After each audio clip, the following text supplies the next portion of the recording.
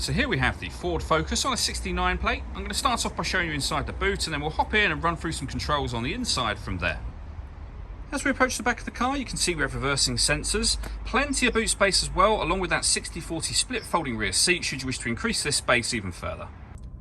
Okay, now that we're inside the car, we're going to start with the dials. On the left-hand side, we have the rev counter, and on the right-hand side, the speedometer. In the middle at the bottom, we have the coolant temperature gauge and fuel gauges. And above that, you can see the total miles of the car, which are 22,884. We have a digital readout for the speedometer in that section. You can change that information by using buttons on the steering wheel. So you have the trip computer, vehicle settings, your phone, your telephone, and navigation menus, and then back around to the beginning again. And the buttons I was using to do that are just here, beneath which we have phone and stereo controls. Phone controls continue on the left, or stereo controls continue on the left, sorry, along with cruise control and speed limiter as well. Over in the center, we then have the touchscreen for the car. So you can go back to the home screen from here. And from the home screen, you will see that we have got satellite navigation, first of all. There's a full video that shows how the sat-nav works that you can find on our website and on our YouTube channel as well. This is where you pair your phone. Hit add phone. Search for your vehicle on your device and select it once it is found. And follow the instructions on screen from there.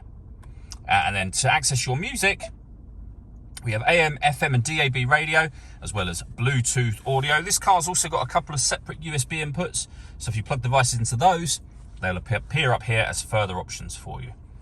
Working our way down with the main volume for the stereo, we then have the dual zone climate control. So firstly, you can turn the system on and adjust the fan speed here. You can adjust the passenger temperature, the driver temperature, and the direction the air is being distributed in. When you're happy with those settings, your air conditioning is on at the minute, so off, back on again, or hit auto. When you do that, the car will take control of the direction of the air and the fan speed to maintain these temperatures for you. Any manual adjustment will override that straight away.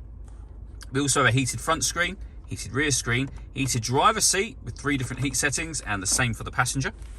USB input and a 12-volt charging socket.